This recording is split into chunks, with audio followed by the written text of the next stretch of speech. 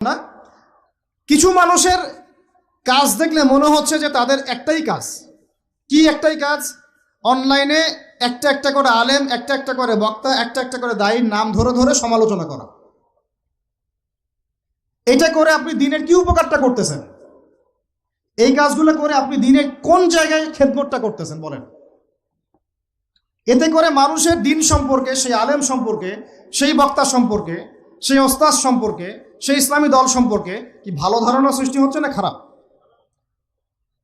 আমরা যদি প্রশ্ন করি যে আপনি নিজের চেহারাটা একটু আয়নায় দেখেন না, আপনার ভিতরে কি কোনো দোষ নাই? আপনি কি এই উম্মার নেতৃত্ব দেওয়ার যোগ্যতা অর্জন করেছেন? কতগুলো কিতাব পড়েছেন? কি ডিগ্রি অর্জন করেছেন? কতটুকু সার্টিফিকেট অর্জন করেছেন? কতটুকু তাজকিয়া অর্জন করেছেন? কতটুকু আপনি নূর অর্জন করতে পারলেন? কতটুকু বাসিরা আছে আপনার? কয়টা মসজিদ করেছেন? কয়টা মাদ্রাসা করেছেন? কয়টা ইসলামিক সংগঠন করলেন? কয়টা কিতাব লিখলেন? কয়টা লেকচার দিলেন? আপনি নিজে কি করলেন দিনের জন্য?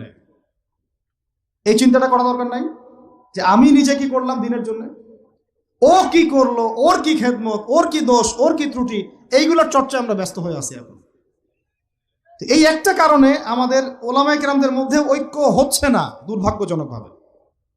কারণ আমরা একটা শ্রেণী আলেমদের ইজ্জত ধোয়ার পিছনে লেগে গেছি। আর একজন আলেম না এটা ভুল করছে ভাই, আলেম মানুষ তো, কেন বেয়াদবি করতে হবে আপনাকে? কেন আপনাকে একটা সেশন করতে হবে? কেন একটা এটা করতে হবে, সেটা করতে হবে? চুপ করে থাকেন আপনি। পারলে তার সাথে আপনি পার্সোনালি দেখা করেন, তার কাছে যান, তার কথার পিছনের কারণটা খুঁজে বের করার চেষ্টা করেন। ইসলামের খেদমত এগুলো হচ্ছে না।